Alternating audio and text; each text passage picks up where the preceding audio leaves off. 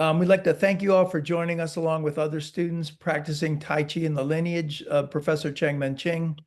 These sessions began back in 2020 as a way to stay connected during a time of social isolation and have since evolved into a forum for sharing more of our Tai Chi practice in a spirit of fellowship and scholarship. We've been recently meeting once a month on the first Wednesday. We are planning to return to the twice per month format with the start of the fall session in October 2025. Please feel free to share details of these sessions with your students, classmates, teachers. We do ask, however, that you don't post the link, meeting ID, and passcode on social media. Before we begin today's topic, just a couple of quick reminders. One is when we get to the question and answer portion of the presentation today, to use the raise hand icon when you want to speak, and when you're finished speaking, if you can please remute yourself so we don't get a lot of background noise coming in. If you don't know how to use the raise hand icon, if you wave dramatically with your own hand, we'll try and spot that as well. Today, June 4th, Bob Goodwin and Russ Mason will lead a discussion on substance and application in Tai Chi Chuan. Yang Ban Ho, Yang Chen Fu, and Cheng-Men Ching all stress the critical relationship between Ti and Yang, substance and application of the Tai Chi form and its function. Today, Bob and Russ will be talking about how deep self-cultivation based on internal methods and subtle principles can lead to an effective application of the art of Tai Chi in real-world situations. At the conclusion of their presentation, we'll open the discussion to questions and comments. Before we get to the presentation, we want to just reiterate what we went through last time with regard to a very special person and a very recent special celebration. Russ is going to say a few words about that. So go ahead, Russ. Thank you, Mike. Last month, Maggie Newman celebrated her 101st birthday. As many of you know, Maggie began to study with Professor Chong shortly after his arrival in New York City in 1964, and she quickly advanced to become one of Professor's Big Six senior teachers at his New York school. Over the decades, Maggie taught classes in Manhattan, in Rochester, New York, and in Philadelphia, Pennsylvania, and she led camps and workshops across the US and in Mexico. Maggie has helped and inspired generations of students and grad students over a span of 60 years now. Serving as a senior exponent of Tai Chi Chuan, her influence continues to extend through her teachings and example. I want to say a word about Maggie's care. A retirement fund for Maggie was started and has been maintained over the years by caring students and friends. This fund has allowed Maggie to be cared for in her own small studio apartment for the past 10 years by 2 dedicated aides who alternate shifts. Through generous donations, a warm and loving home has been provided for Maggie at a time when it's most needed. Recently, however, costs have risen, and Maggie's retirement fund that maintains this care has been running low. I want to say thank you to all those who responded to our request last time, but our hope is to raise enough money to ensure Maggie's care at least until the end of this year. Your gifts of financial support are deeply appreciated. And of course, they're essential to the continued provision of this much needed care going forward. Thanks also to those who joined us on a special group form in honor of Maggie's birthday last month. As we continue to celebrate Maggie, our goal is to raise funds for her care and safety. Please join us in reaching this goal. Now, I believe Redmond has once again posted in the newsletter a document, a PDF document that has all the details I'm about to share. So write them down if you can, or you can look at the document in the newsletter. If you'd like to contribute, you can send a check payable to Mark Westcott, ATF, Maggie Newman, and mail it to Mark Westcott, 465 Rockingham Street, Rochester, New York, 14620. Or if you prefer to use PayPal, You can PayPal Mark at his email address, which is mark.westcott, and that's spelled MARK .WESTCOTT 717 at gmail.com. Please include your email address if you give that way. Contributions in any amount may be sent to Mark at any time. All the administration of the fund is handled on a volunteer basis, so you can be confident that 100% of the contributions received go directly to Maggie's care. I'll also mention if you don't already have the Maggie Newman Archives, a 2-volume DVD set that was sold previously, for $50 you can purchase a streaming access to the archives, which has her form, sword, teaching segments, and an interview from 2010. Details for the purchase through the online site Vimeo will be posted in the chat and are listed in the e-newsletter announcement. And again, all proceeds from the sales of this go directly to Maggie's Care Fund. Thank you very much, Mike. All right. Thank you, Russ, for letting everybody know about Maggie and how they can contribute to her ongoing care. One thing you might also consider is a monthly personal donation.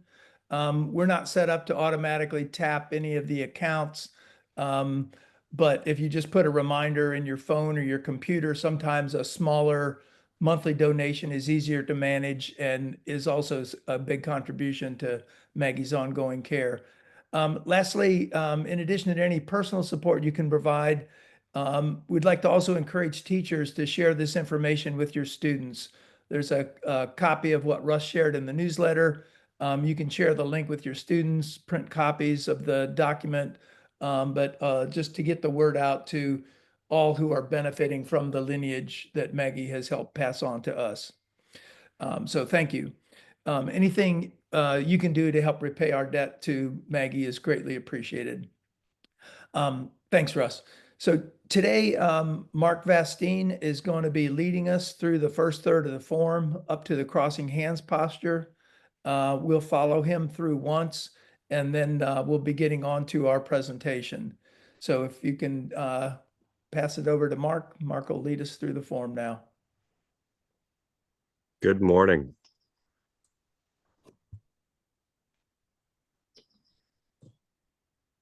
Mike, do you want me to call out postures like we do with the film, or just to? Yeah, that would be great if you can do that. Sure.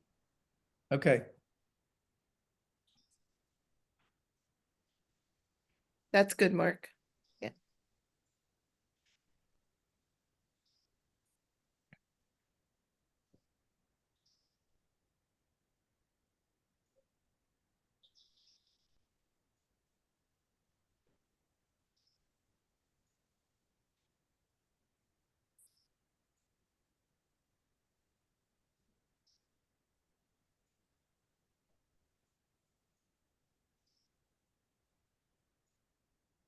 Preparation.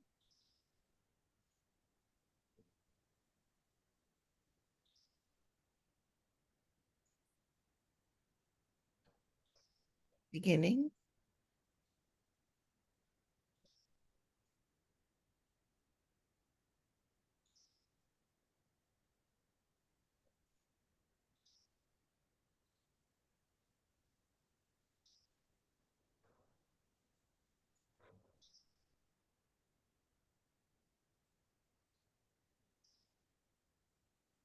Ward off left.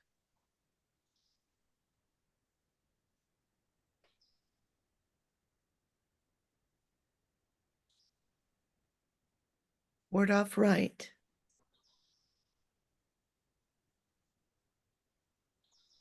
Roll back.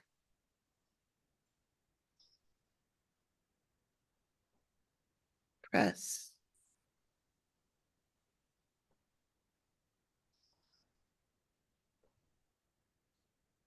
Push.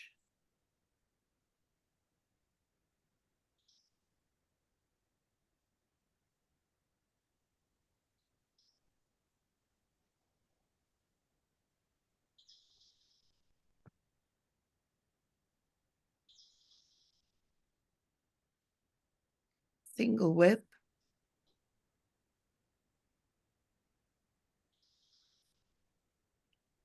Lift hands.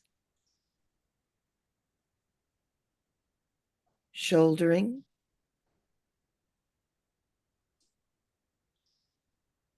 White crane spreads wings.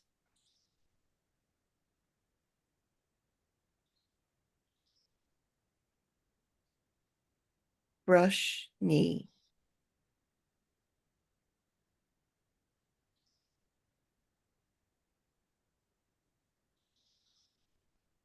Play guitar.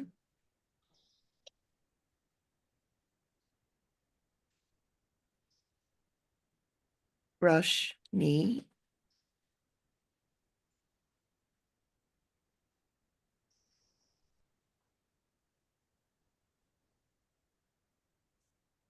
Stepping forward. Deflecting downward. Parrying and punching.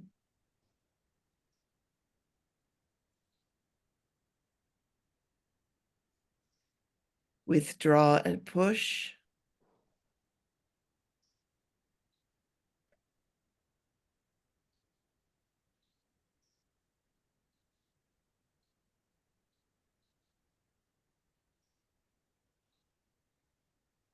Cross hands.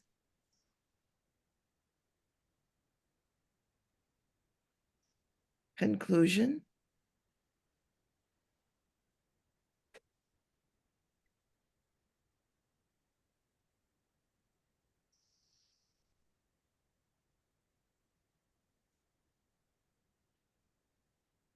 Stillness.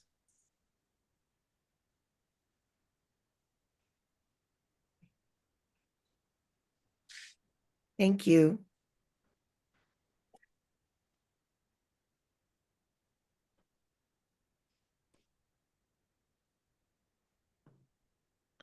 Mike, you're muted.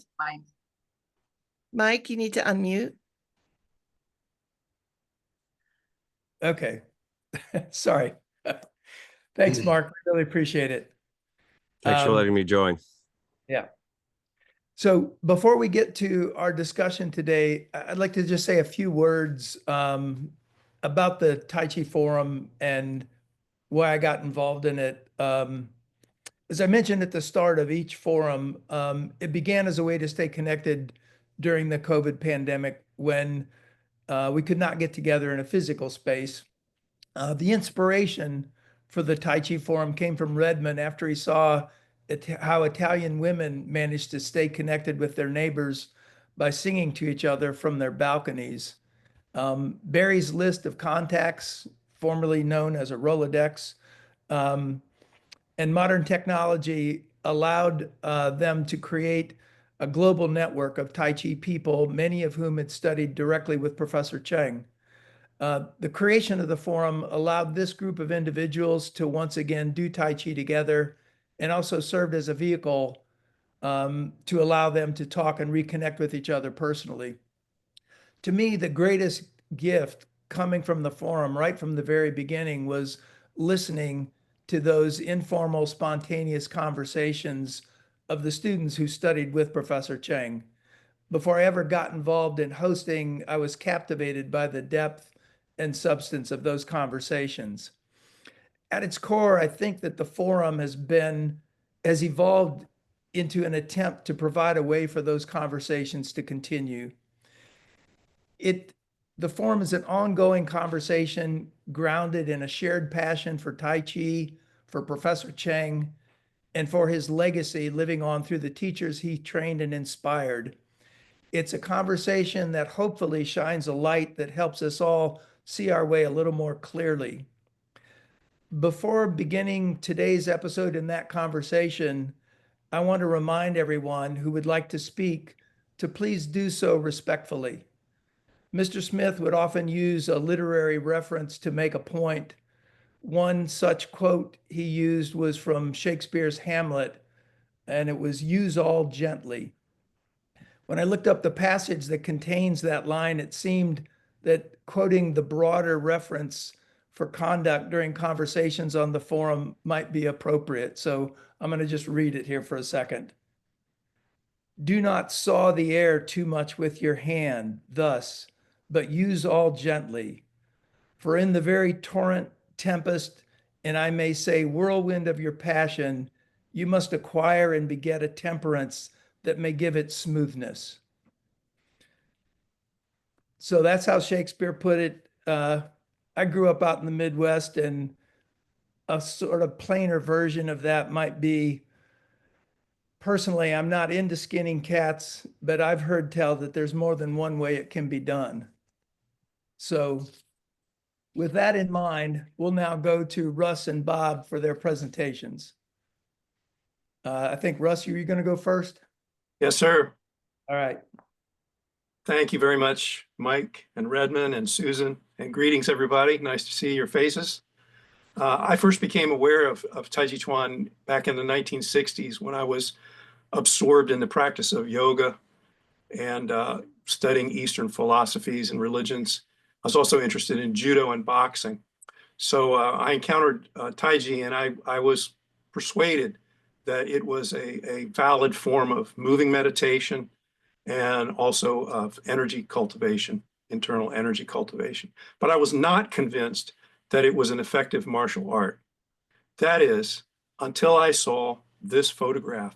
Susan, would you please put up the photo of Professor Zhong launching William Chen straight up into the air? It should be coming up here any second, so you can look at it with me.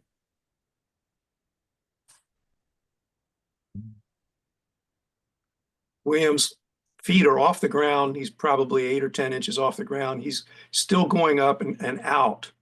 Now, please look at Professor Zhong. Look carefully. Notice his posture. Notice his facial expression. Look at the relaxation of his left hand. Now, this is about as far away from the standard martial arts magazine photograph of some tense, sweaty, grimacing guy putting his foot in somebody's mouth as you can get. But in my opinion, this is a perfect image of internal form and external function in action. So when I saw this photograph, it convinced me. I was persuaded that, oh, maybe this Tai Chi can be an effective combat art, and I better investigate. Thanks, Susan. Are people seeing the image? Because I'm not. I'm seeing it. Okay, good. Yeah. Yeah. Thanks very much. So our art is named Tai Chi boxing. It's referring to the Liang Yi, or the two primordial powers, complementary principles of yin and yang, of insubstantial and substantial.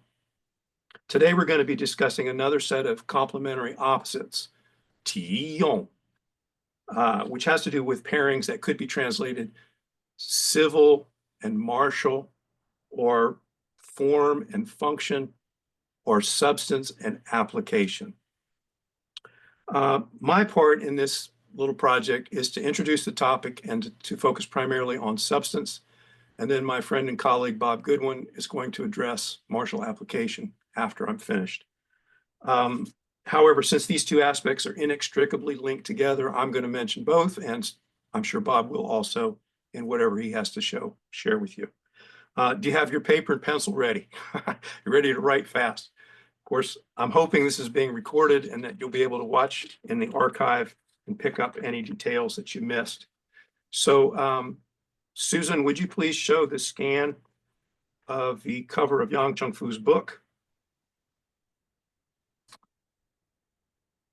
This is Tai Chi Chuan, Ti Yong Chuan Shu, complete book of essence and applications of Tai Chi Chuan by Yang Chengfu, 1934. You can see the characters on the left side of the image. At the top, you see the first three characters are Tai Chi Chuan. The next character, the fourth character, is Ti, and the fifth one is Yong. Those are the two characters that we're going to be focusing on today. Thank you, Susan. So this compound term can be translated in a number of ways, and one of the ways that you'll hear it translated today is civil and martial. We commonly use this word civil to mean polite, refined, civilized, genteel. In other words, not crude, not rude, boorish, not warlike. If we go back a mere century and a half, and then for the millennia preceding that in the history of human interaction, it's true that the combative arts were killing arts, ways of killing other human beings. They empower the learner with the ability to destroy that which we regard as sacred, which is human life. And therefore, wude, martial virtue, was critically important. Sterling character, responsible and respectful behavior were requirements for any qualified learner of these killing arts. You don't give a lethal weapon to an immature person. You don't give a lethal weapon to a person who does not have moral development and self-control. And so, of course, this aspect of civility is very, very important. However, that's not what we're focusing on today. That's not the meaning of T, which is of primary relevance to our topic. So let's look at this first character, T. It might be translated substance or essence, or perhaps cultivation or principle, or maybe root and flower, or maybe form and function. These are a variety of ways we could translate these two terms, T and Yong. So the second one, Yong, is somewhat easier to define. It simply means practical application, usage, or in the context of our discussion today, combat effectiveness, combat usage, martial function. Therefore, our key terms today are substance and application, or we could say it this way, the essential cultivating principle and the manifestation of that principle, root and flower, form and function. Okay, Susan, would you please show the resource list? We'll take a quick look at this. What I'd like to do next is, out of the Yang family lineage literary tradition, I want to highlight some sample references to this idea. And you'll see the linking is both profound and pervasive. So what we've got here, the first one, Tai Chi Chuan, Ti Yong Ge, Song of the Essence and Applications of Tai Chi Chuan, was written by Li Yu.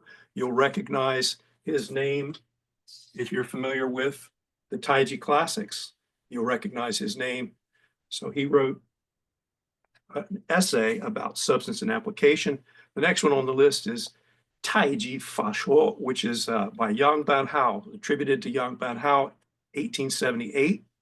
And you'll see that I've listed the chapters there that you should look at closely. You can obtain a copy of this. I'm using Paul Brennan's translation of this document. If you just Google Paul Brennan translations, you'll find his website and lots of wonderful resources there for your use. The next one on the list, Tai Chi Chuan, Ti Yong Chuan Shu, the complete book of the essence and applications of Tai Chi Chuan by Yang Chongfu, of course, ghostwritten by Chongmen Ching, published in 1934.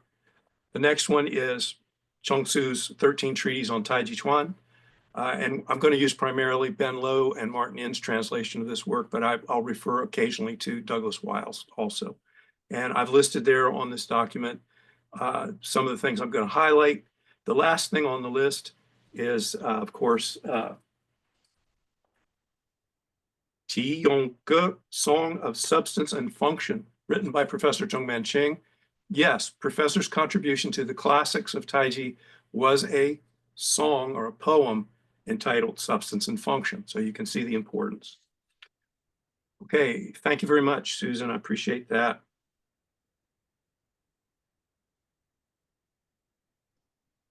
As you can see, the Ti Yong idea was so important to Yang Chongfu that he put it in the title of his book. And we'll come back to him in a little bit. But decades before that, his uncle, Yang Banhao, had written about this topic. So I'm going to share just a few excerpts very quickly from that writing before I go on to address Professor Chongmen Ching's comments on this, which will be of interest to all of us, I hope. Note that the translator Paul Brennan in the Yang Banhao text chose to translate the critical term Ti as civil rather than substance or essence. So when you hear me read the word civil, please hear substance, essence, or cultivation. That would be how I would prefer to translate it. So in this document, in the third chapter, Yang writes this: there will be no martial aspect unless we seek the source of movement. And there will be no civil aspect unless we grasp the basis of awareness, moving with awareness. The 13th chapter of his treatise is entitled Substance and Application. And Yang Banhao writes, principle is the substance of essence, energy, and spirit. And he goes on to talk about the martial and the civil aspects of the art. In the 14th chapter, he writes, the civil quality is the substance, the martial quality is the application. And then he talks about the civil training, which is physical cultivation. He says the civil and martial qualities, when to coil, when to release, this is the basis of physical cultivation. Civil makes it a softened physical exercise, the sinewy power of essence, energy, and spirit. Adding more martial would make it a hardened fighting drill, a solid effort of mind and body. And then he concludes this portion by saying the civil quality is the inner principle, the martial quality is the outward skill. And having one without the other, not having both, leads to destruction. He says in chapter 15, succeed at the civil aspect first and then delve into the martial. In 17, he talks about the principle of inversion, water over fire, that's hexagram 63, which Professor will discuss. And he talks about methods of self-cultivation. In chapter 19, he writes, cultivation of the civil quality is internal, cultivation of the martial quality is external. Physical training is internal, martial affairs are external. In 20, he writes, Tai Chi's martial quality is to be outwardly soft while inwardly hard, always seeking softness. Then he comments on the teachings of Zhang Sunfeng, the legendary creator of Tai Chi, and one of the things he says is, this governing principle by which the universe exists is the core of the way, and the way these energies flow is in the manner of complementary opposites. Talking then about martiality and civility. So those are just some highlights from Yang Banhao's article, which, by the way, is what prompted Redmond's interest in this topic and prompted him to ask Bob and me if we would say something about it. Now, next, I'd like to quote just one brief passage from Yang Cheng-Fu's 1934 opus. He writes in his introduction, the essential idea in compiling this book is to pay attention to both the form and the function. Every day, the numbers of people learning Tai Chi Chuan increase. Without an understanding of the methods of form and function, very few will obtain any benefit to mind or body. So you can see how Grandmaster Yang stresses the importance of this idea that we're discussing today to the art. And that was written almost 100 years ago.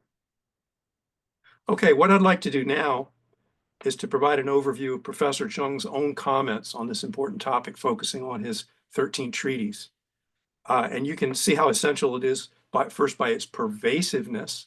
One might say that the entire book is organized by this twin principle, and by its profundity in regard to both substance or cultivation and application or manifestation.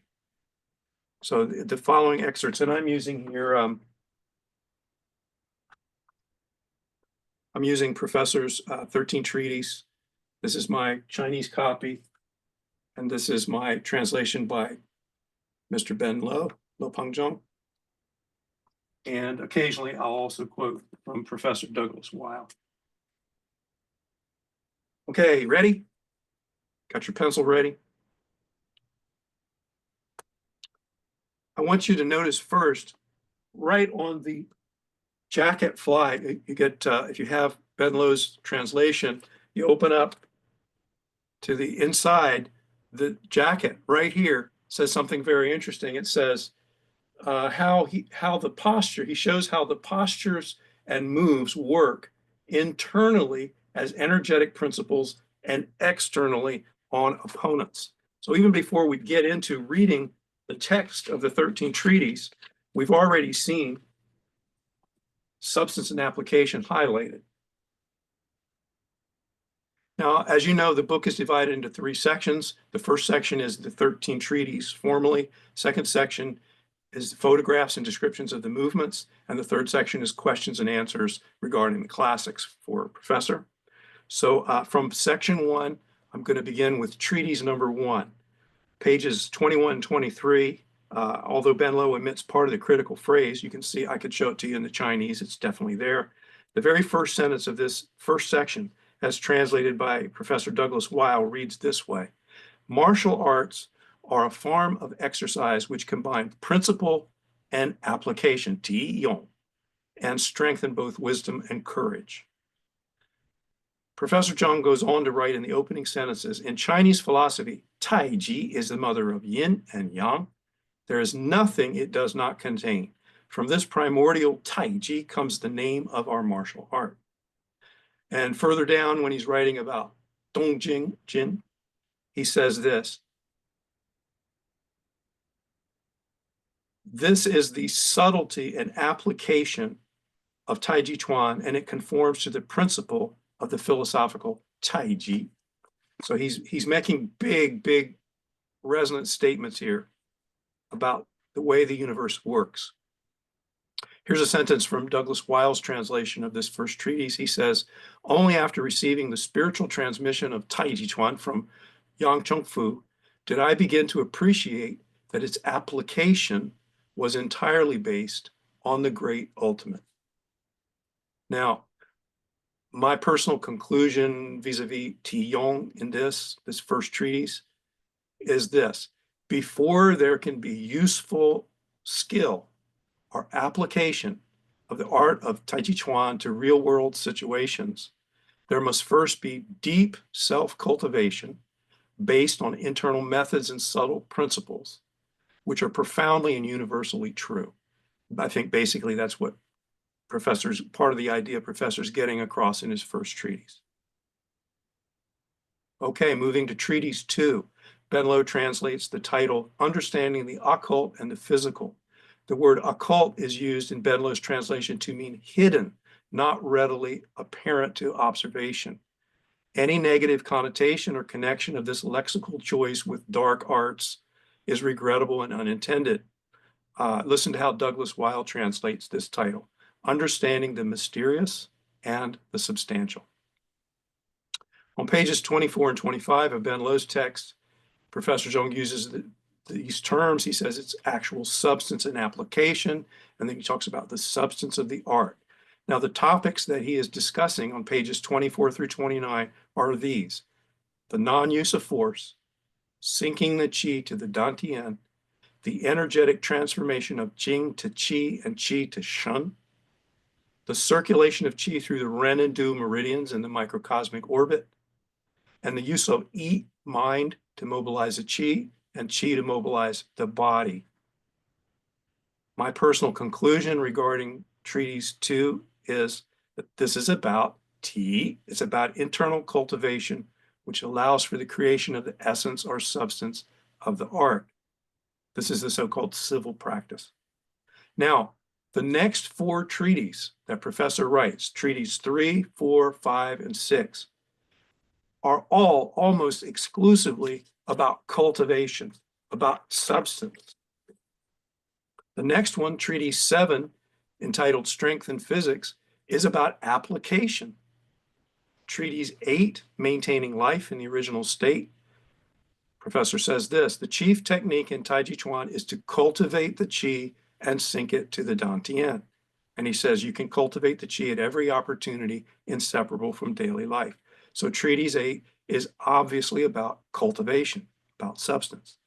As is the next one, treatise 9, benefiting the internal organs, which includes this statement, quote, do not seek the external, seek the internal, the qi. This is the heart of the matter, referring to substance, to cultivation.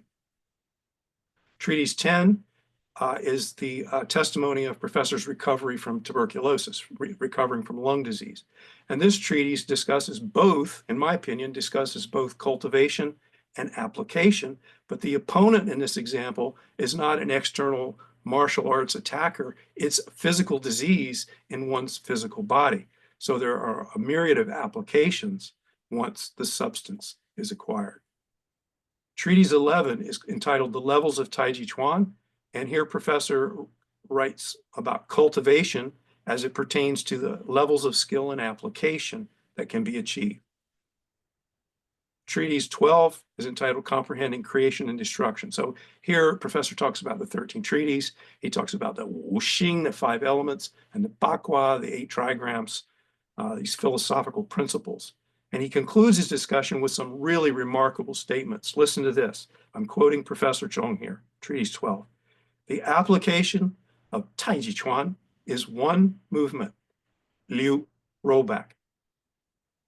And then he says, so I say the unified substance and application of the 13 postures is built upon the application of rollback and the substance of Zhongding central equilibrium. There is nothing more, a single yin and a single yang, the Tao. This is Tai Chi Chuan. It is the final principle which cannot be changed.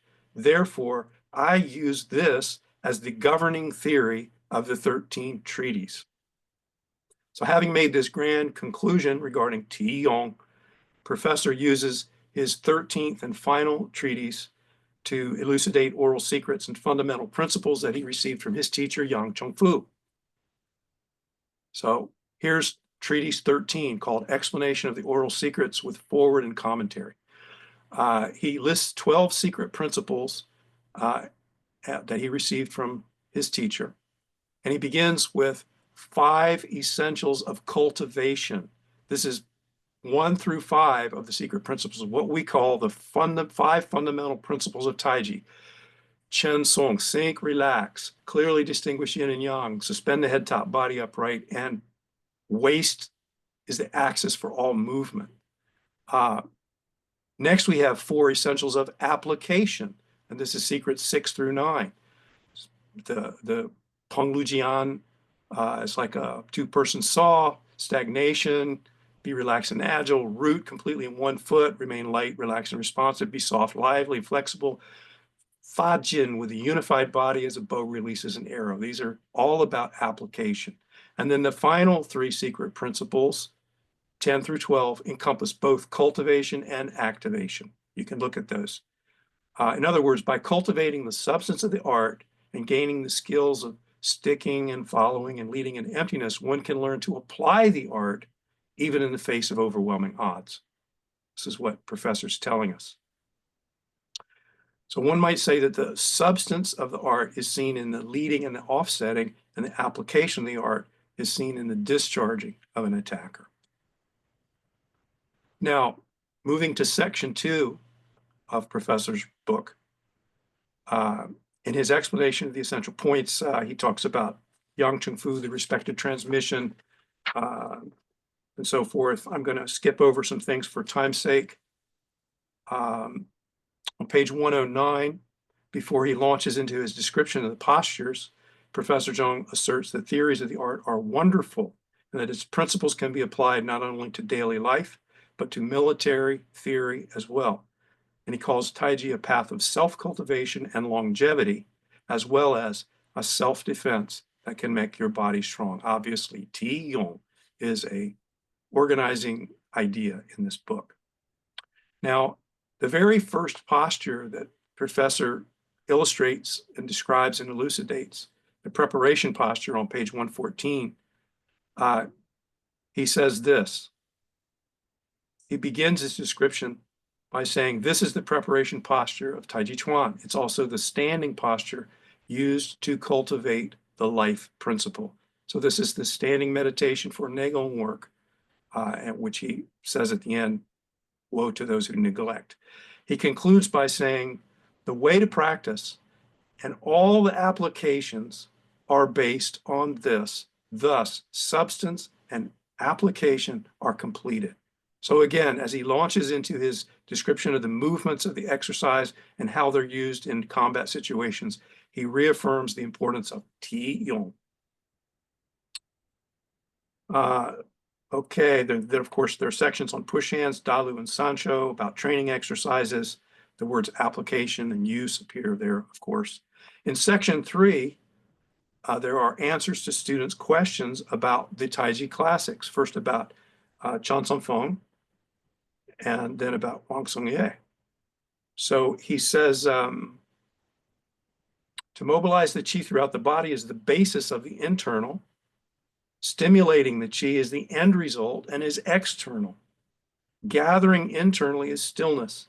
Stimulating the qi is motion. They are mutually responsive and joined together. That's page 209. He says on the next page, stand like a balance, that's substance, that's cultivation, and rotate actively like a wheel, that's application. It is rooted in the feet, substance, manifested in the fingers, application. And again on page 211, he says, with regard to Tai Chi, in stillness it fuses, in motion it separates.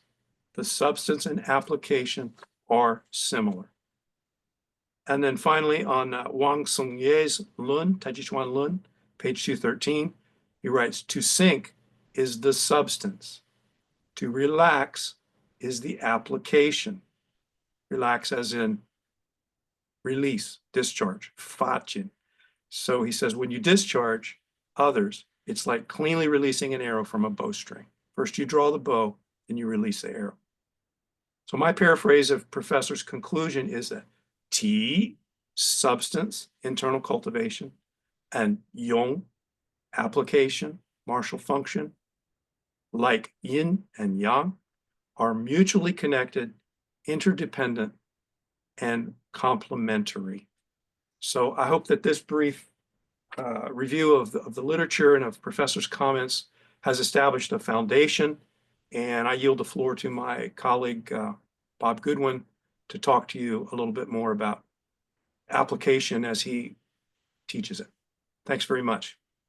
Thank you, Russ. We'll go to Bob, and then Russ will be hanging around, so we'll have some question and answer after Bob's part of the presentation.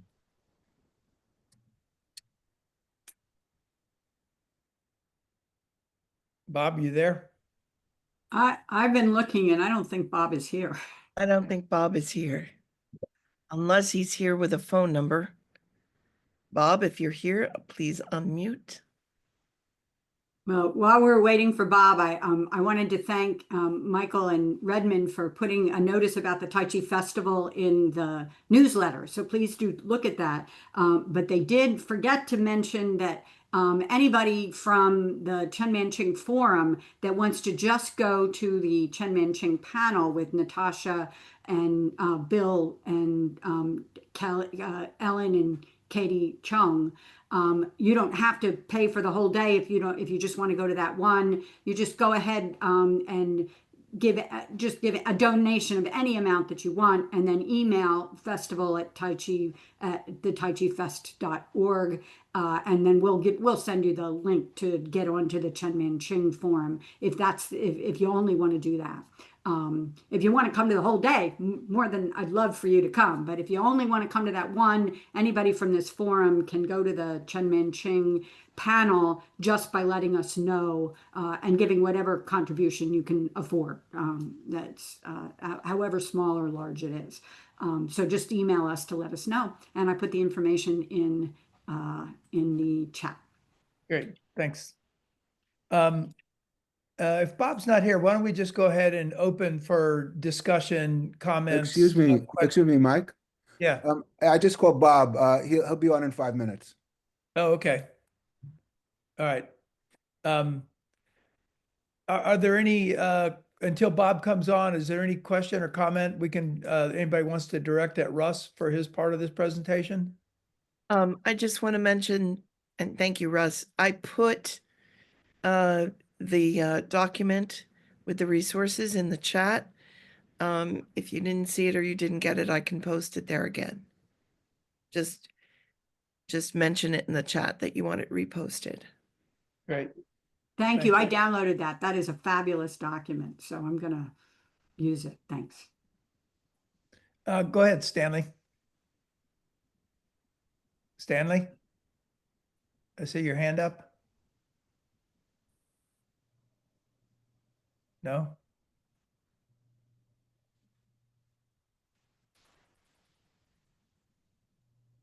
Now he seems to have disappeared. Okay. That happens. Some people click on the thing, they think they're unmuting and they actually exit out.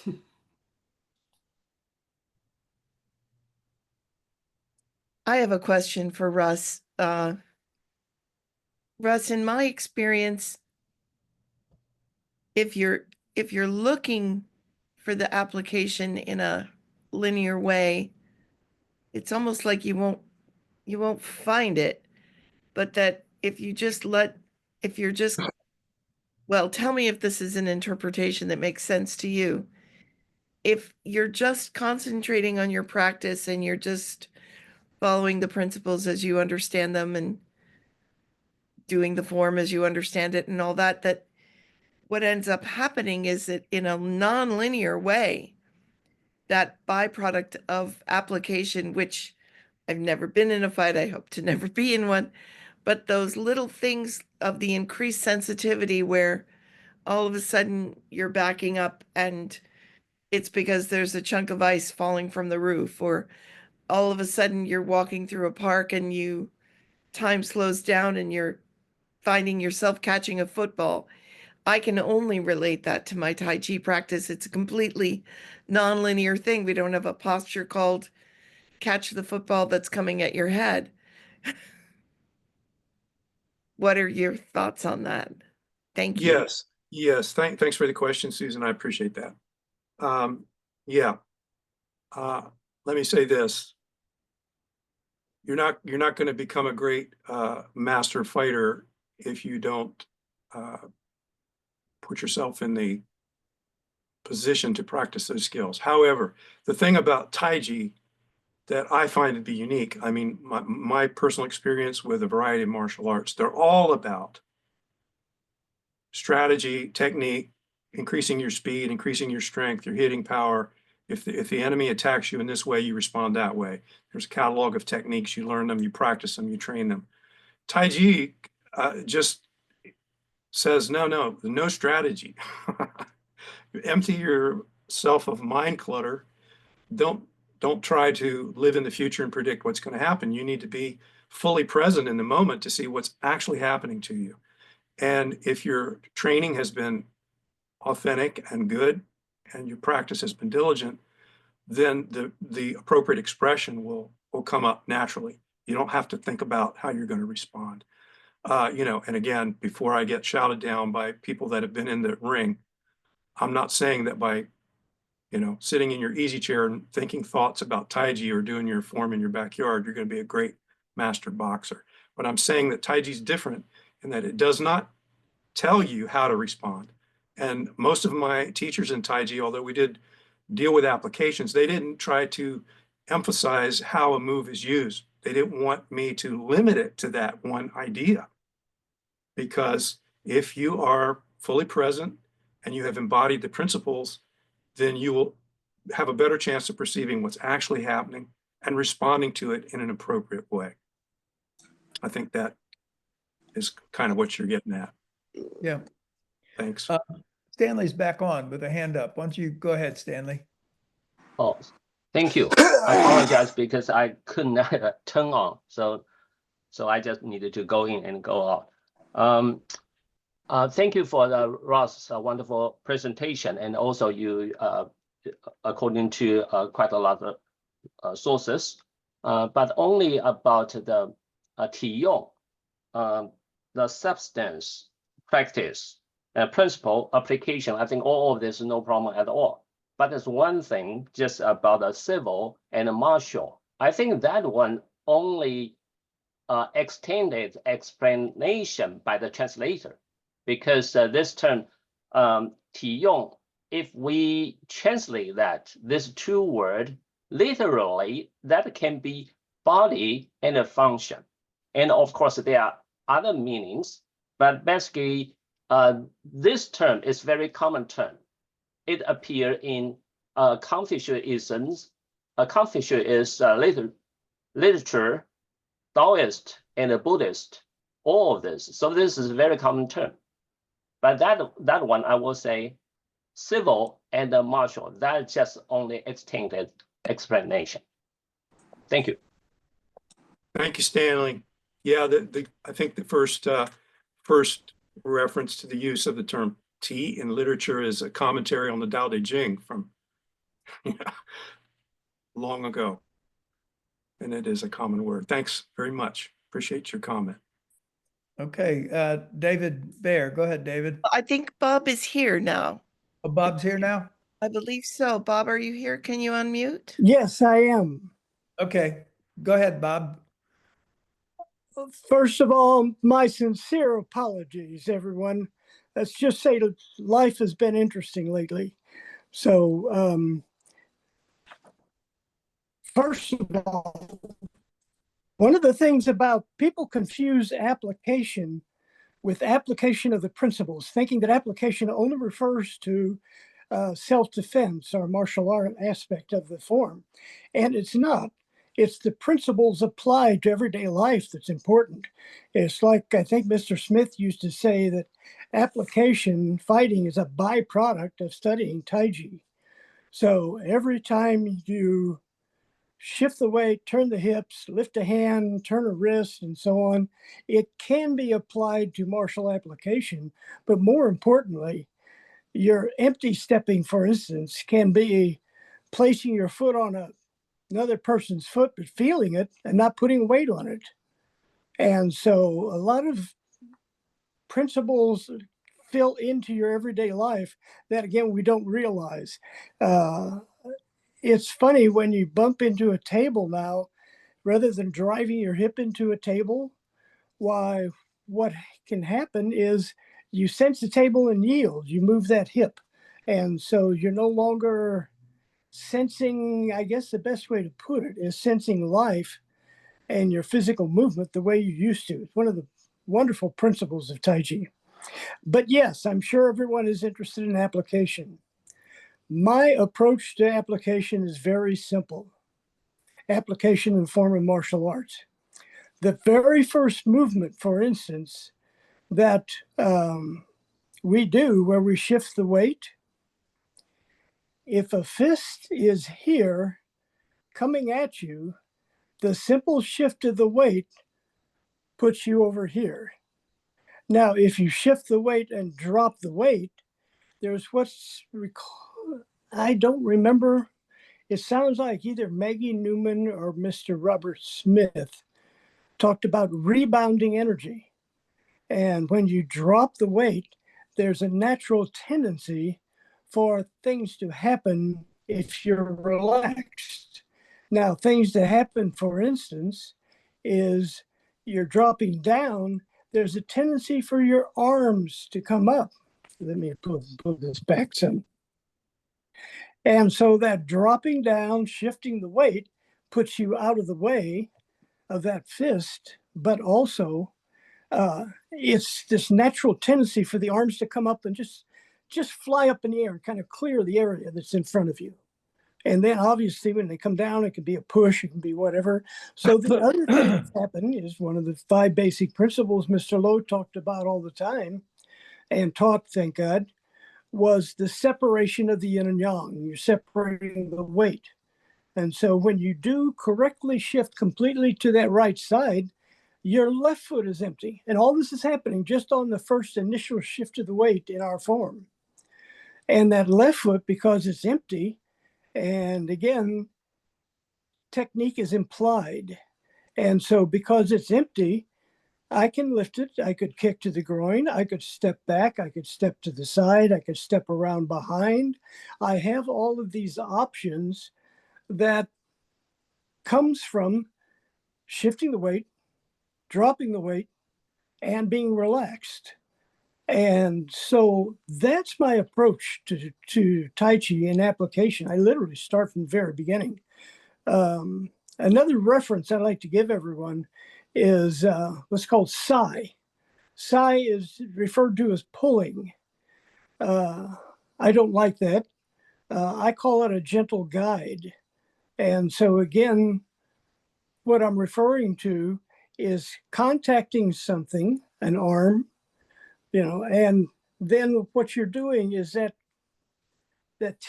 listening energy allows you to shift the weight again and turn the hips, and you don't change the direction of what's coming in.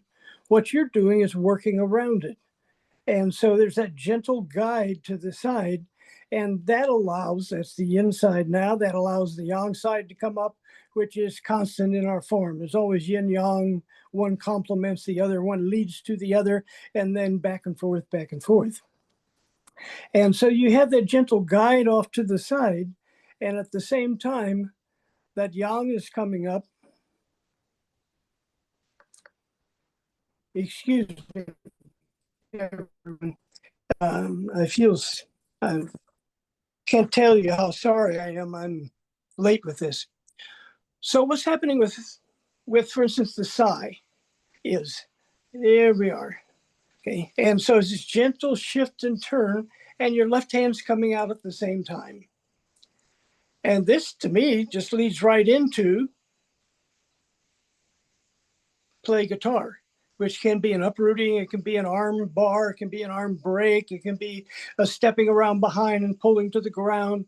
And so one of the other aspects of our system is that just because we practice in a specific order doesn't mean we have to use, or obviously we can use, in the order, the techniques in the order that they are done in the form, but you don't have to. Just whatever presents itself. And that's the thing that's so difficult to teach. Whatever presents itself. It's the experience of the student. But let's go to ground zero. When I teach fighting systems to different people, martial artists, contractors, mercenaries, soldiers, all sorts of people, we always start from the beginning. And that beginning is you and your awareness. A gentleman named General Jeff Cooper founded he formed what's it called? Front Sight.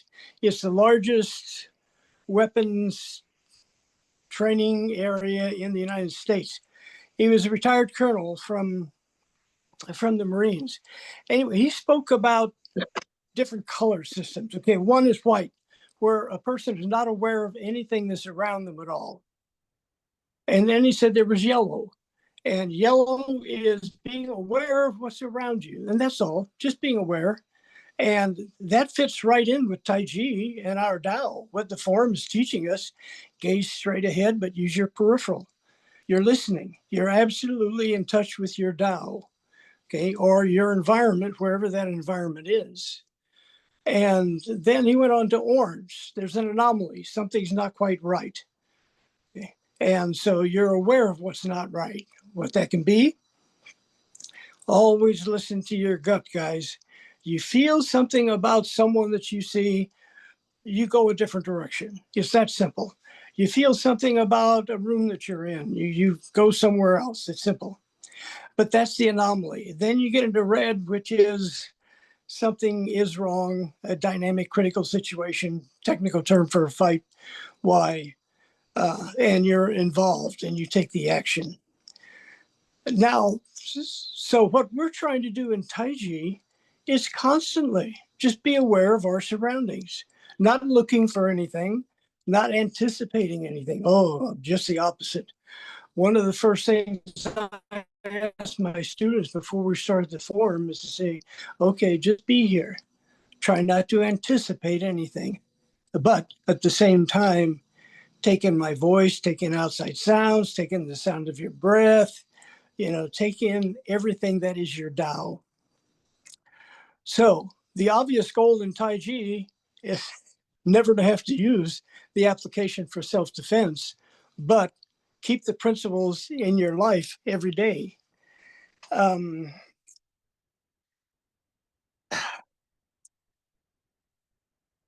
Okay, the pause was, I'm jumping ahead 4 steps mentally. And most of you people here, the students and teachers, are familiar with many of the books and the presentations of of the professor and other teachers. One of the things I love that professor wrote was the 3 fearlessnesses. Fearlessness of taking pain. And so that one is kind of the obvious, as we all know from studying from our teachers. It's the pain of holding a posture. It's that letting everything relax and release so we can respond naturally. And one of the things Mr. Smith talked about a lot was how people train and how they don't train. Okay? So he talks about diligent practice in internal arts as a discipline, a system of self-control over conduct. Okay, then he gets into the fact that, excuse me, those who think they have attained excellence have already lost it.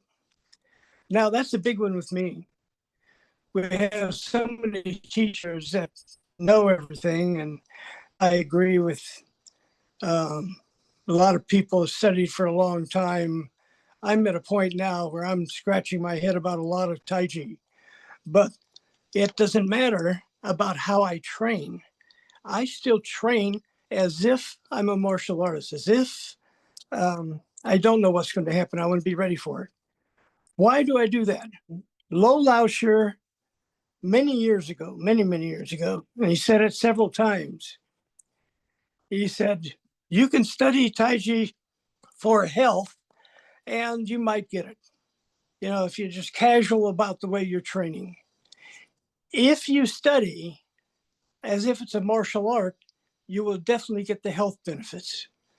And so now I'm at how do we practice before we even think about how to use Tai Chi in self-defense.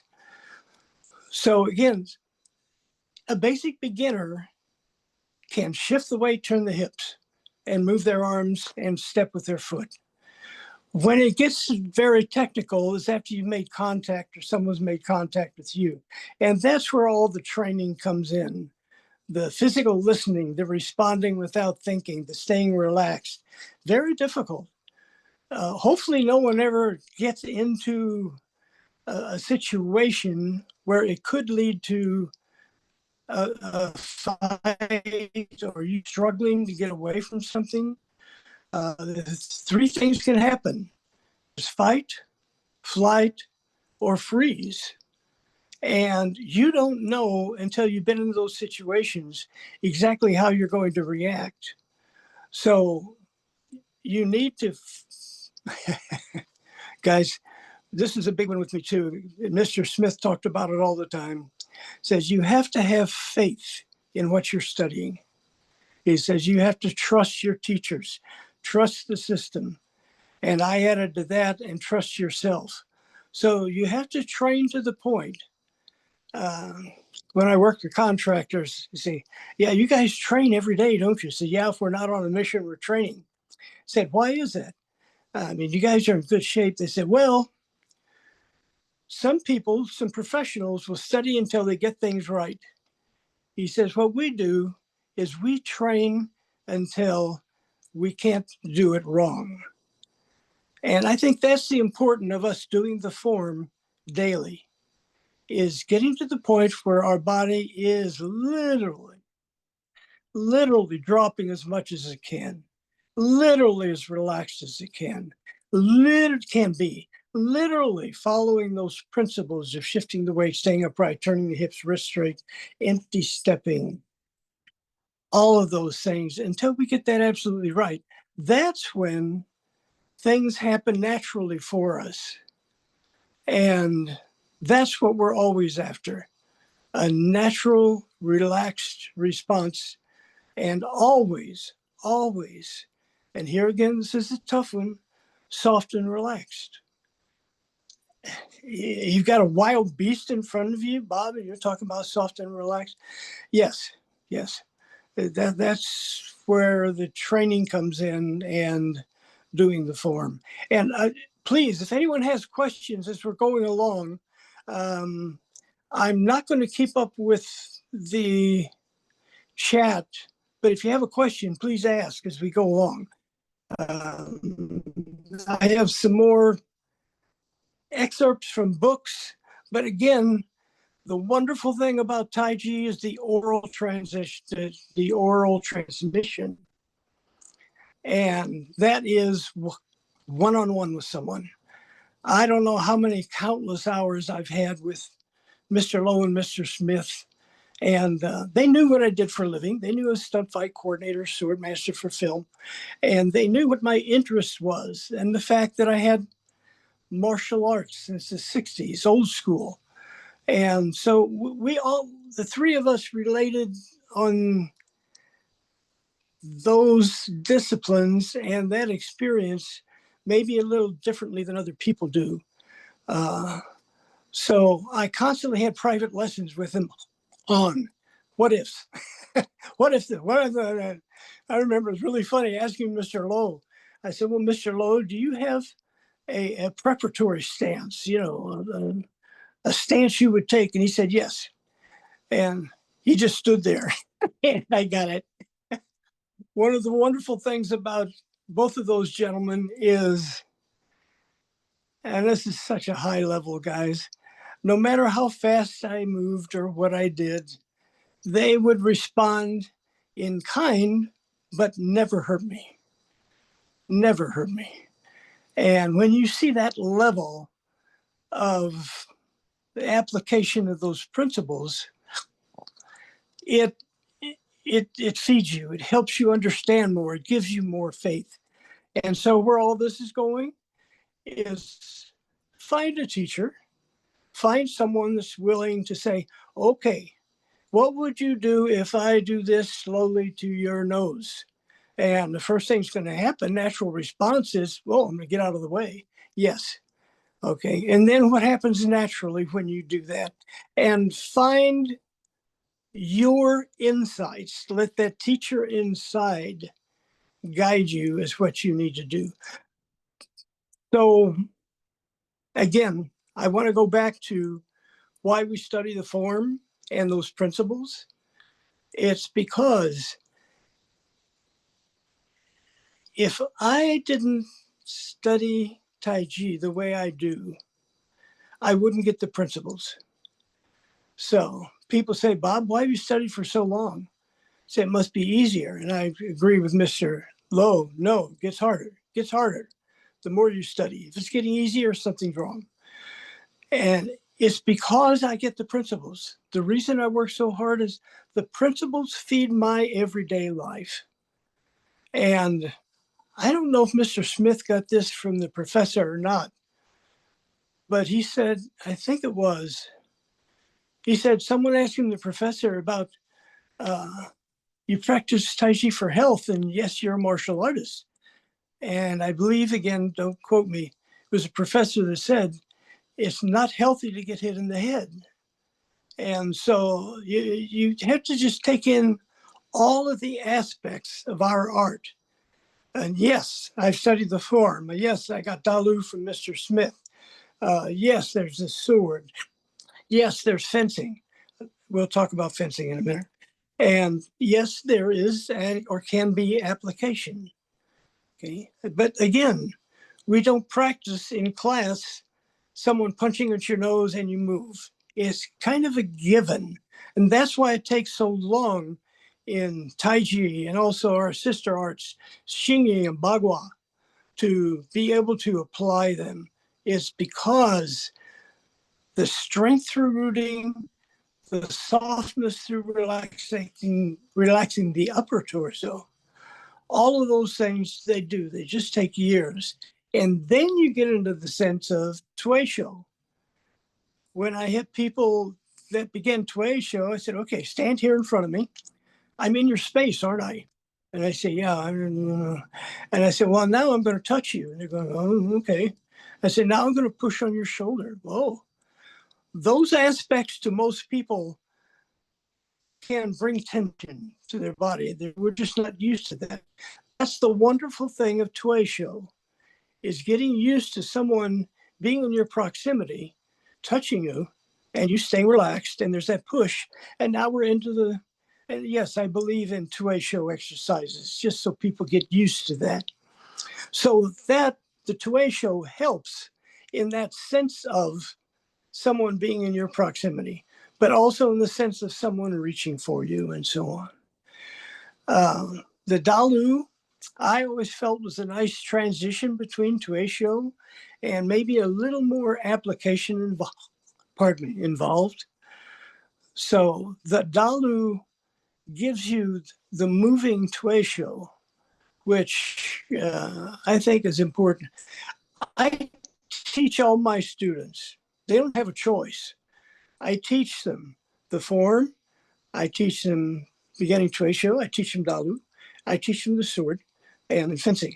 Obviously, the Dalu, the sword, is after they have the principles of the form, usually after 3-4 years, something like that. Why? Because it's part of our system. How do we keep our system pure?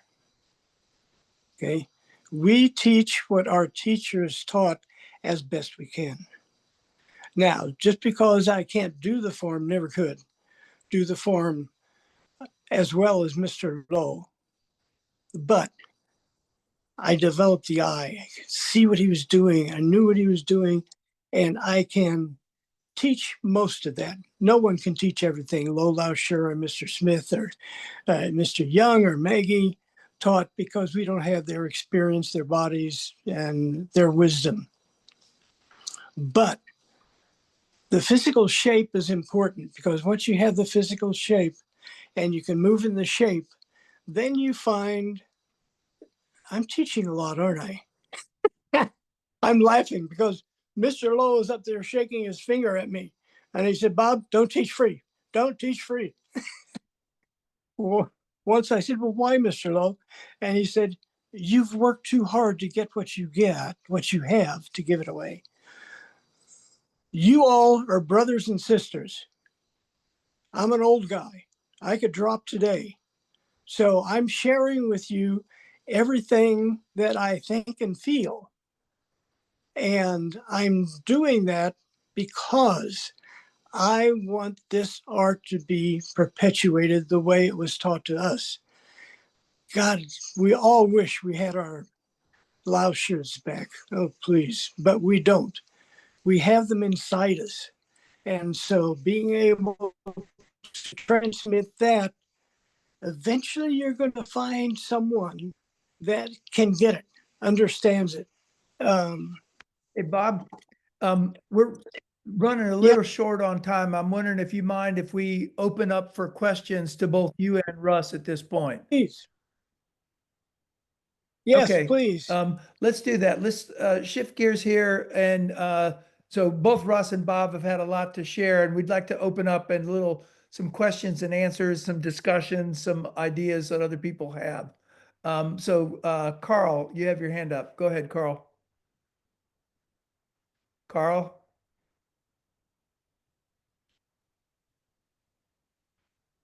Carl, are you there? Can you hear me now? Yes, I sir, can hear I you. can. Okay, great. I was having trouble with my thing. Bob, you mentioned the 3 fearlessnesses, and I remember hearing about them years ago. You mentioned pain. What are the other 2? Okay, then you have the fearlessness to suffer loss. Suffer loss. Okay, now that's in the sense of, I know Mario's feathers are getting ruffled. That's in the sense of how much are you willing to work? How much are you going to put into what you're doing? Okay, and then you also have the fearlessness. How's he worded? Oh, towards ferocity. Ferocity. Uh, That's it.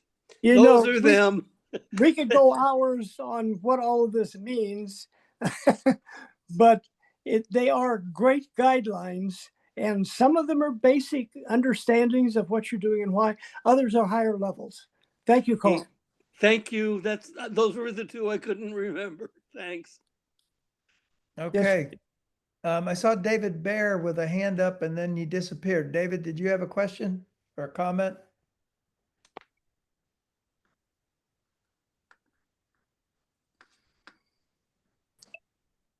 He may have. Okay, I got it. Okay. I'm working with my iPad and my fumble fingers are sometimes hard to hit the little icons. So yeah, the question that I had was from earlier, which was how much when you are doing your private practice, are you in thinking about the works of that we've cited in that Russ cited, and how much are you trying to not let your mind be channeled in those directions? Does that make any sense? Yes, and thank you very much for bringing that up, because several things. Those of you who haven't read The Go to No Show by, oh please, I'll think of his name in a minute. I keep thinking Toshiro Mifune, but he's the actor.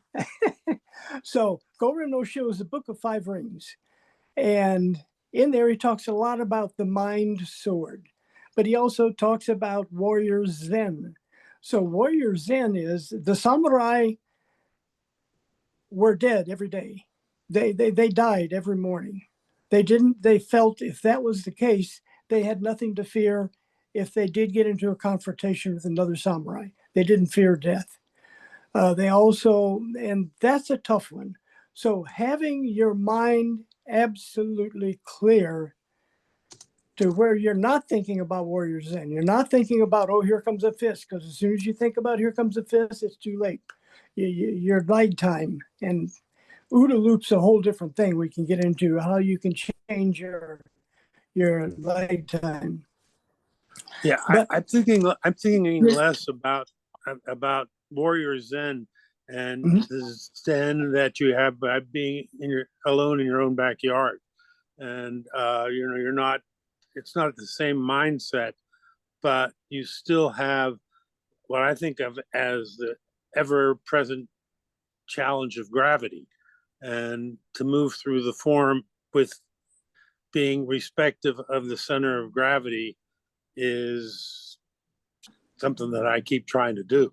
But anyway. Thank you. Well, I love talking to senior students because, we're talking about the same thing. Yeah. I'm always working on dropping my chi. I'm always working on relaxing. But the one thing I have found is the more I've studied, the longer I've studied, is my mind has become quieter, is the best way to put it. And one of the wonderful things, guys, yes, that does spill into your everyday life, that quiet mind and that accepting and so on. So again, it's so difficult to talk about some of these things, but I have a picture of a Lolausher. I should have thought of bringing that. And I have my hand on his chest and I'm pushing, and you see him, but he's not like this. You see him. His eyes are almost closed. You can see him going inside. It's not my hand on his chest. I don't know what he was thinking, but I do know he was a brick wall, But at the same time, he was so internal and so relaxed, and just so many lessons taught from being with these people. So you're talking about a very high level, Carl. I remember having the opportunity to push with Ben at one of his camps, and he would root, and it would be like it was as futile as pushing on a telephone pole. I mean, it just, it was made no sense. And yeah, I know. Oh, wonderful thing. Thanks for bringing this up again. I remember pushing with him once, and he was in one of these, kind of postures. And I said, Mr. Lowe, I said, your body's bent. And he said, yes, but my mind is not, and again, such high levels, that we're working towards. It's great questions, Carl. Thank you. I'd like to pick up on what you were saying about the samurai dying every day, in sort of a daily life situation. So dying, the big fear of dying, we want to preserve our lives, but in a way, fear creeps into our lives in little ways every day. I can be afraid of being embarrassed by something. I can be in all those little ways that we have the opportunity to overcome fear in a daily situation. We have an opportunity to not let our, and this is to Russ as well, the idea of the life force being something that's flowing, and then that gets interrupted by fear. I'm afraid if I say this, I'm going to be embarrassed, or if I do this or whatever. But that was my urge. That was the flow of the moment. But I let fear cut me off from that. And I wonder about how that idea of sort of bringing those principles into daily life, and one of them being that taking the opportunity to confront fear and to be with the Yes. flow of our lives in a daily situation. One of the first things I ask students in a very first class is, I want you to accept who you are, where you are right now. Okay, because only then can you be true with yourself and true about who you are. And also your open heart and your open mind is what's going to let me feed you more. Okay, so yes, I'm an old blues player, guitar player. B.B. King's got a song out, and one of the verses is, everybody wants to go to heaven, but nobody wants to die. And so we are confronted daily by different fears.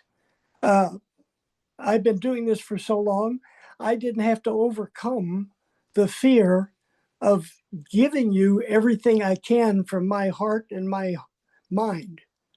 That's just, again, it could be a fear. I could have gone into this going, oh, there are people out there that won't agree with me, and I'm going to say this, maybe I say that wrong, and so on. But again, that's the fear. And I agree 100% with you, Mike. Once you have those small battles of overcoming those fears in your everyday life, there are lessons learned. And then I think when you get into the bigger battles, you have that experience, and your body, let's face it, Tai Chi changes not just our bodies, but our minds, and it changes the connection between the two. And so now your mind is maybe telling your body, okay, I can relax here, even though there's that anomaly. You're in that orange color I was talking about. Something's not right. We're all learning. We're all students of life, aren't we? Yeah, great. Thanks, Bob. Thank Barry, you. Barry has a hand up. Go ahead, Barry. Yeah, I was wondering if Russ and Bob could talk a little bit about how they use showing students applications to improve their form, how that comes into their teaching. If, well, actually, one of these days, let me do the form at the beginning. Okay? Because I actually, let me back this.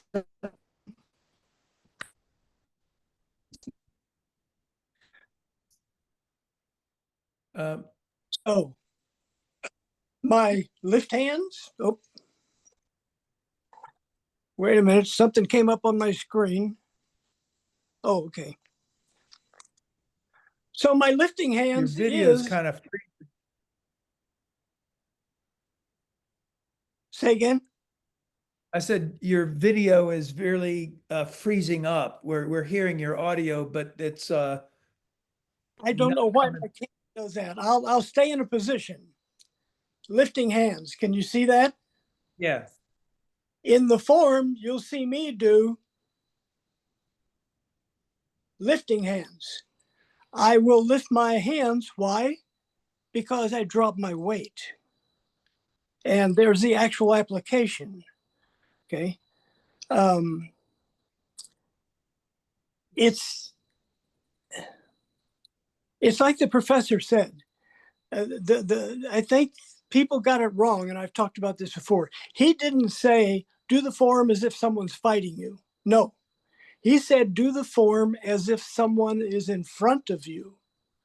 And so that will give you a different intent in a lot of what you're doing. Don't misunderstand me.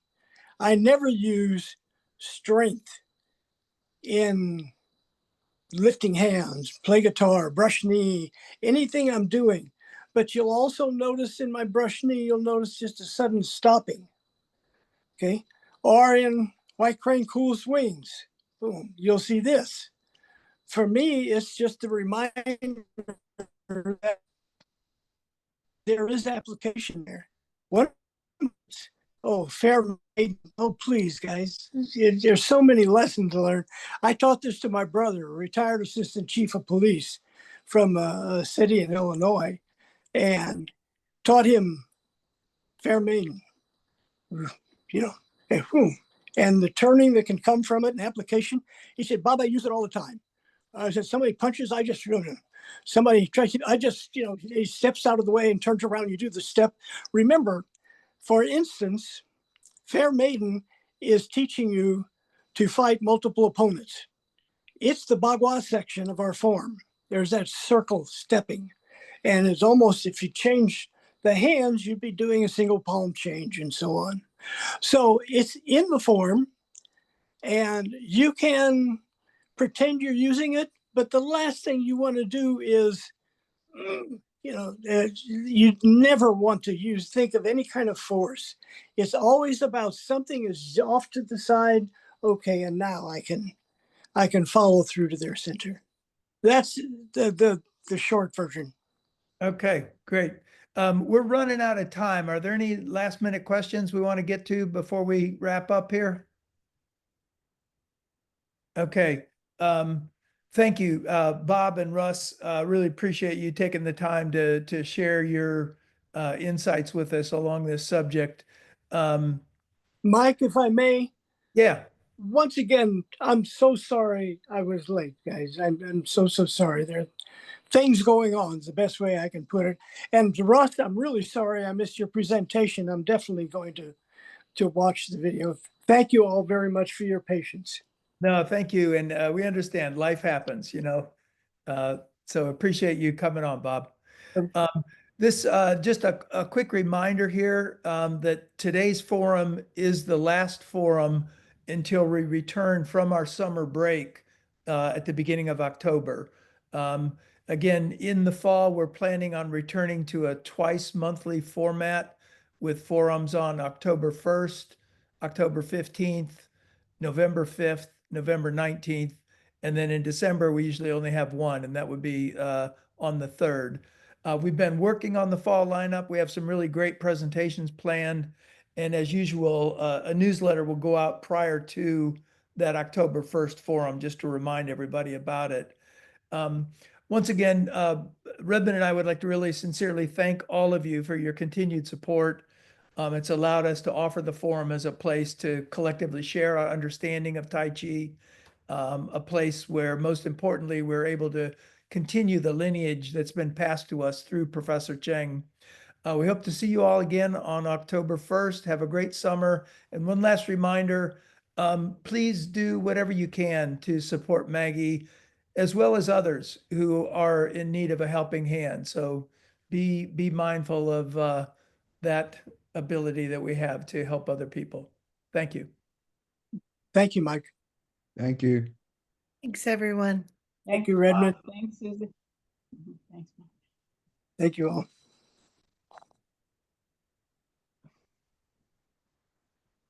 Bye, everyone. It's so great to see all of you. Bye. Thank you, CJ. Very inspirational. Great job. Special thanks, Michael, Barry, Redmond. Best to you all.